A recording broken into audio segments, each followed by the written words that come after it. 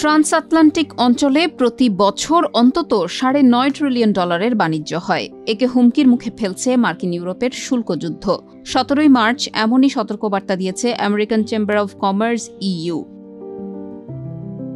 অ্যামচ্যাম EU এর বার্ষিক প্রতিবেদনে বলা হয়েছে 2024 সালে মার্কিন ইউরোপীয় সম্পর্ক আরও শক্তিশালী হয়েছে, যেখানে পণ্য এবং সেবা বাণিজ্য $2 ট্রিলিয়ন পৌঁছেছে। তবে গত সপ্তাহে ওয়াশিংটন স্টিল এবং অ্যালুমিনিয়ামের শুল্ক আরোপ করেছে। ইউরোপীয় ইউনিয়ন পাল্টা ব্যবস্থা নেওয়ার পরিকল্পনা করেছে এবং প্রেসিডেন্ট ডোনাল্ড ট্রাম্প ইউরোপিয়ান মদের ওপর 200% শুল্ক আরোপের হুমকি দিয়েছেন।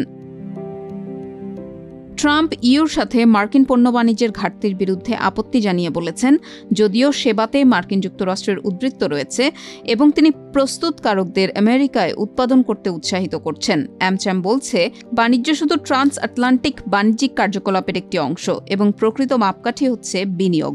তারা বলেছে, বেশিরভাগ মার্কিন এবং ইউরোপীয় বিনিয়োগ একে অপরের দিকে প্রবাহিত হয়, যা কম খরচে উদীয়মান বাজারের দিকে প্রবাহিত হয় না।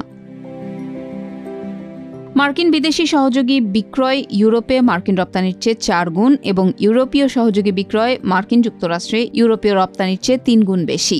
অ্যামচ্যাম সতর্ক করেছে যে বাণিজ্য সংঘর্ষের কারণে এই নিবিড় সম্পর্ক ক্ষতিগ্রস্ত হতে পারে। রিপোর্টের প্রধান লেখক ড্যানিয়েল হ্যামিল্টন বলেছেন, আভ্যন্তরীণ বাণিজ্য, যা আয়ারল্যান্ড এবং জার্মানির অনেক বাণিজ্য গঠন করে, তা ক্ষতিগ্রস্ত হতে পারে। এছাড়া সেবা বাণিজ্য, ডেটা প্রবাহ বা শক্তি খাতেও সমস্যা দেখা দিতে পারে, কারণ ইউরোপ মার্কিন এলএনজি আমদানি করে।